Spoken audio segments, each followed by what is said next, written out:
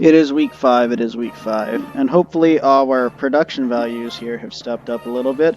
Got the music playing. I know that Freeze can play this music in his videos.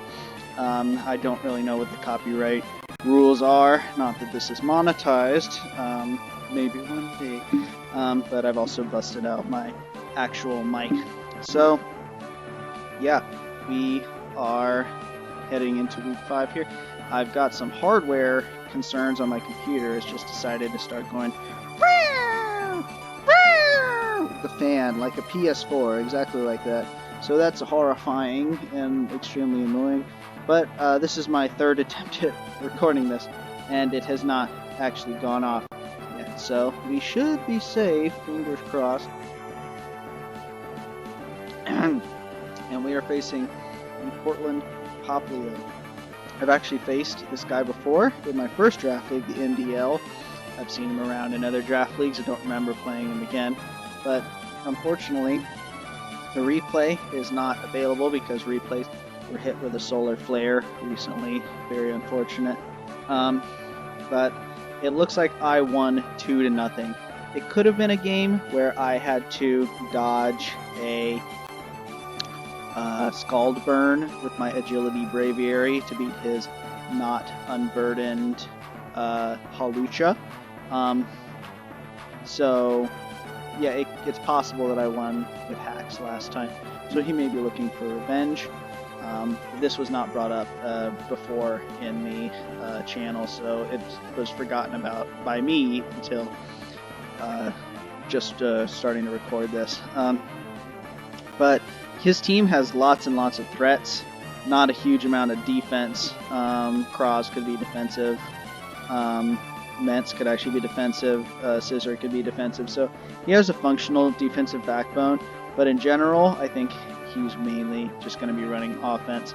And my strategy here was look at the team and say, imagine none of these things can set up, and we actually are not really very threatened. So I'm not going to do that with Encore Yuxi this time because he can just easily speed boost past even Scarf Encore Yuxi. And we are just going to bring a very offensive team of our own that can just click anything that it wants into him and make it so that he does not have any real chance to set up. The first thing that I noticed was that his ground type, which is Doug Trio, loses to Regieleki. So we're going to bring Shuka, Tera Blast, Modest, Regieleki. And yeah, that will 2-hit KO. And Shuka Berry will also help in case I only need it versus maybe Arrow, Ments, or Cross, the other 3 common ground type users. And we've got a little bit of Shuka spam also with Gudra, which can live anything from Ments, Oko back with Draco Meteor, can Dragon Tail out a setup Aerodactyl, can Flash Cannon also into Aerodactyl and 2-hit, Flash Cannon U, which Wheezing, which it really needs to beat, and just throw on Toxic, even though we're not really planning to sit on anything. It could be useful to chip stuff down and just put a timer on something like Necrozma, which it also should switch into, and really has Dragon Tail primarily for that. We are also going to bring Tera Captain, Tera Rock, Hisuian Zorak. Now, Rock is my least favorite type. But with this coverage, it has coverage for everything except for a super effective near, for the most part, Oko coverage into everything on his team. Tera Blast Rock Oko's this. Bitter Malice will not Oko this, but will decrease the attack. That's why I think it's better than Shadow Ball. We've got Tera Psychic for you, should Oko depending on the investment. Flamethrower for you, should Oko. Tera Blast Rock will Oko you. Anything will Oko you. The fact that Tera Blast Rock Okos this is so cool. that's going to be really fun if it happens. We have Psychic for you, Bitter Malice for you, Okos. This doesn't Oko, but it's okay. Can't do anything back really. Flamethrower, Okos, you, and before Tera, you will also be Oko'd by Carablast Rock, so that is really cool. Gonna go ahead and also bring Yuxi over Mola. Mola was slightly more defensive, but Yuxi, just hit back harder, and also had Stealth Rock, which initially when I had Expert Belt over here, it was essential. However, there wasn't going to be a great opportunity to get them up, I didn't think, because it was mainly going to be Yuxi needed to deal with Salamence, and I didn't really want to play around with that. Not a lot of free turns for Yuxi. Oricorio, crazy into his team. Nothing can deal with the combination of electric and flying. Salamence is the only thing that can take a hit really and do anything back. So once again, this 5-point no Terramon, crazy, and we'll see if it adds more to its kill total.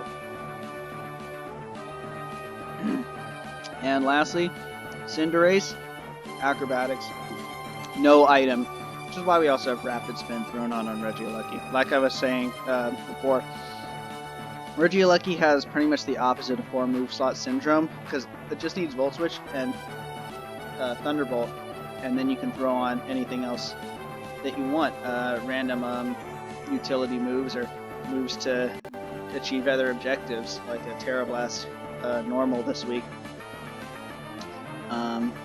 Acrobatics, he only has 1 flying resist on the team, and that is Aerodactyl. Also outspeeds everything except for 2 Mons. Acrobatics can also prevent it from getting trapped by Doug Trio, which is really cool, if it gets it off before Doug comes out. Will-O-Wisp hits everything into his heavily physically attacking team. Not everything like you, but really good, really clickable into the whole team. U-turn also is really good this week. Probably like one of the best U-turn weeks. Not necessarily because it hits anything, even though it couldn't hit Cross and do damage. It just is really easy to position against. Just click U-turn when they're in front of Scizor and position out. Also, as a 2 Mons that can't actually beat it, that's slower than. So we're gonna go ahead and get into the battle. I say it can't actually beat it, scratch that, obviously. The Arrow can beat it, and the Doug can beat it. Blah, I had a nice flow going, I just disrupted it. Oh, no! Anyway, we're going to go ahead and get into the battle. Nothing crazy, brought pretty much what I expected. Sinistra is better into me than Scizor. Wheezing I thought could come, but I guess, he thought he couldn't do anything into Goodra, maybe. I don't know. But yeah, this is basically what I expected. And I'm gonna decide to make Zoroark. I believe I make it Yuxi because it has Psychic, and U-turn is a possibility on Zoro. Weak U-turn. I have like a calc sheet actually of what I need to do to make it 100% look like a different Mon if I want to invest into Zoroark. To really perfectly disguise a U-turn from it, but nah, never really worth it. But it could be fun. Yeah. Also, Yuxi's just a little bit passive, and so maybe something decides it wants to try and set up, and it'll just get bonked by Zoroark. I'm gonna lead Regieleki because even if I Volt Switch into Doug Trio, the only way that he can beat me is Scarf, and that is unlikely because he is only 1 point faster than Zoroark, and 1 point faster than Cinderace, and he also probably thinks he beats Regieleki either way. So we're gonna go ahead and get a nice fat Volt Switch into Kraz. He doesn't reveal the Tera yet, which is interesting. He gets a Calm Mind up, which is pretty much what I expected. Like I said, not going to bring Encore this week for several reasons on Yuxi. Had originally had Toxic here, and that might have been nice, but like I said, can't just really sit. Could maybe sit on this particular variant of Kraz, but you know, T-Wave was better all around, and I'm thinking T-Wave is going to be good here too, just to limit this thing, and that's going to be pretty nice, because we also have, you know, ways to, you know, really just do a lot of harm to this. We have you, the physical attacker. We have Dragon Tail. We can set up alongside Calm Mind with you. And you know, Zoroark should be able to bop either way, even Brutera. But we get lucky, and he gets parried twice here. I don't know, he probably would have Calm Minded again on Yuxi, in my opinion, if he was going to stay in, because he wasn't going to EP or Photon Geyser, which is why we also went to Cinderace, so we don't get hit with either Stab or super effective move. Anything that he wanted to go for there, Cinderace should have been able to take easily. And we're going to Pyro Ball for damage, but he reveals the Tera. It's Tera Water, but we get the crit. And he gets another Para, which is really, really, really unfortunate. I'm sorry about that, because he could have definitely just gone for an EP there. Don't know if he would have knocked me out. I checked and I don't believe so, but don't quote me on that. You know, we'll go ahead and look at the kill, because I'm pretty sure that he is offensive from the way that he's doing damage. He has, like, the way I checked the damage on that crit, it looks like he has a very slight amount of bulk, but not a lot.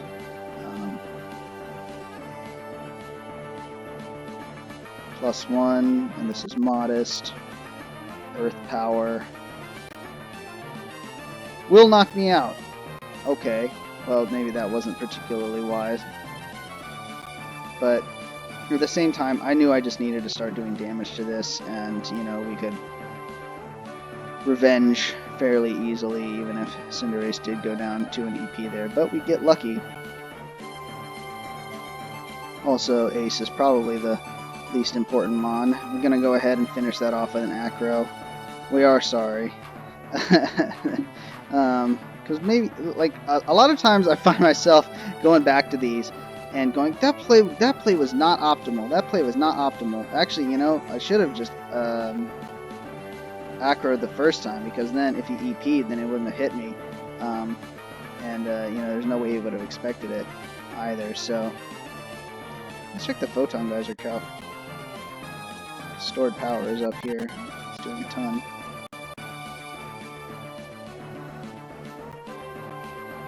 Also, yeah, not that he would have clicked that. He probably would have clicked Earth Power into me, because I could have, you know, for whatever reason, Sucker Punched.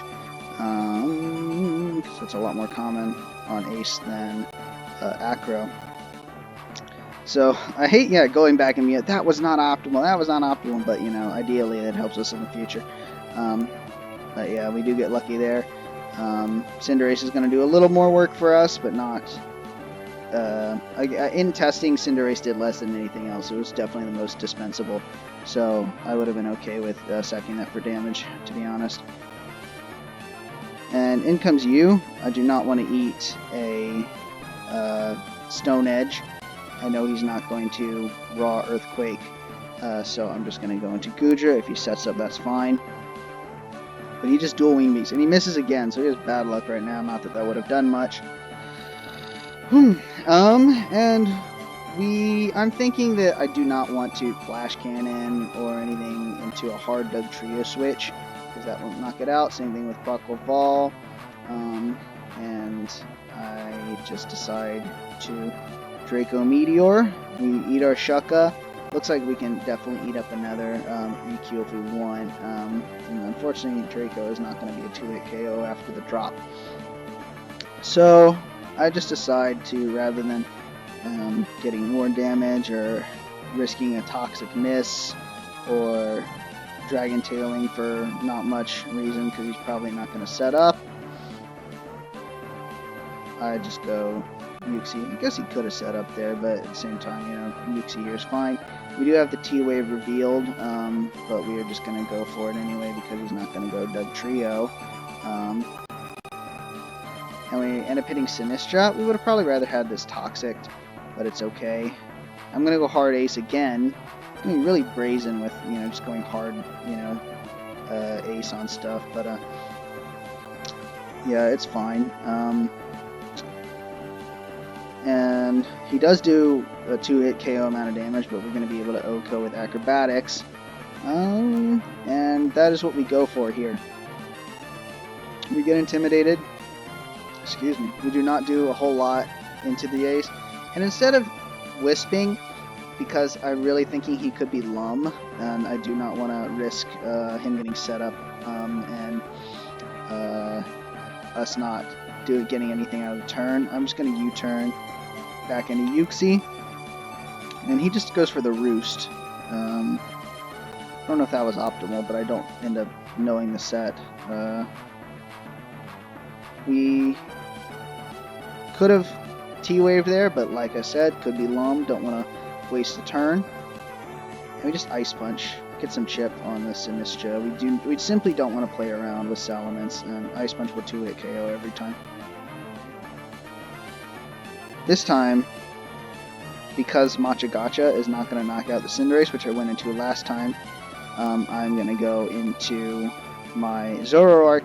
But he actually makes a good play, and he predicts this.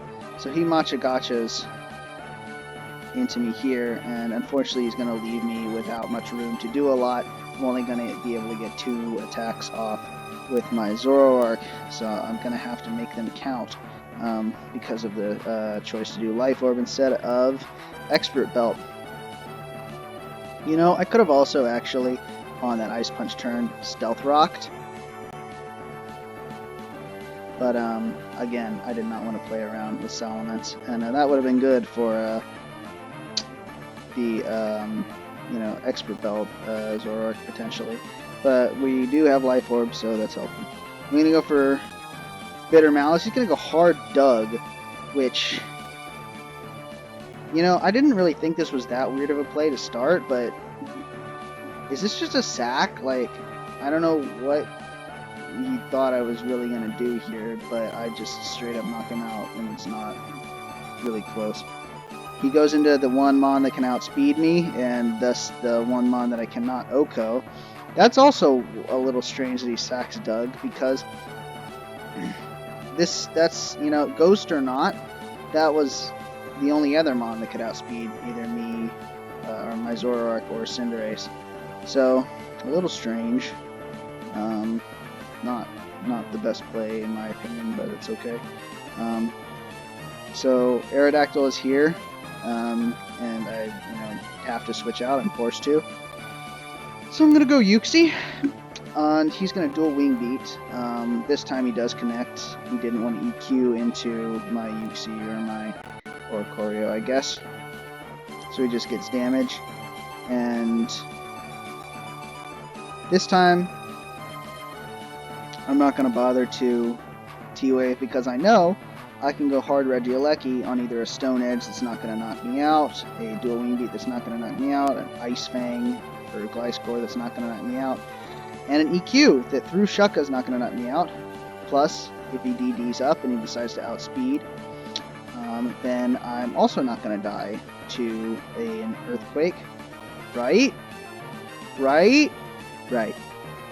Easy. Okay, very nice.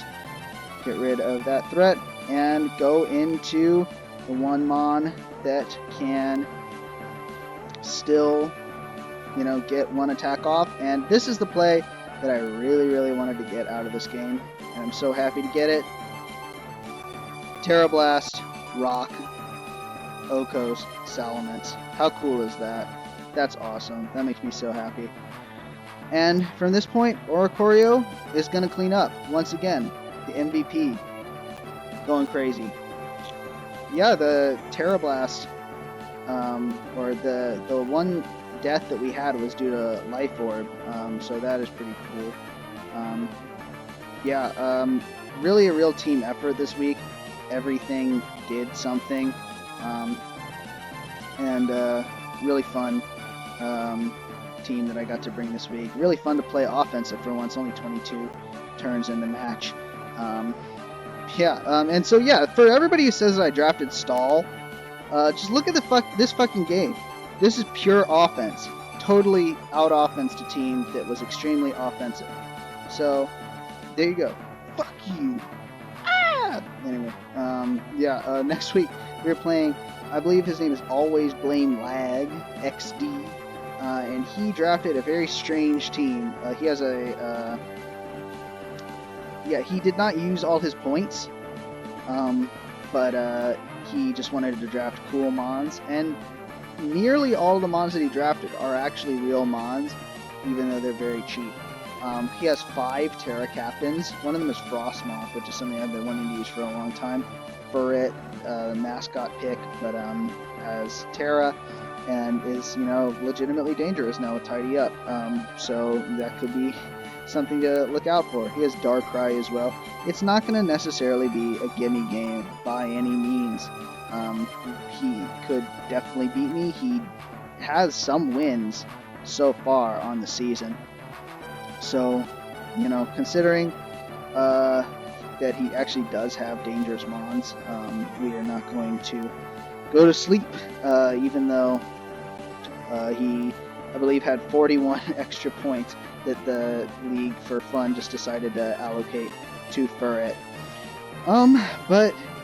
Hopefully things are a little more presentable from here on out with my better sounding mic and real music. The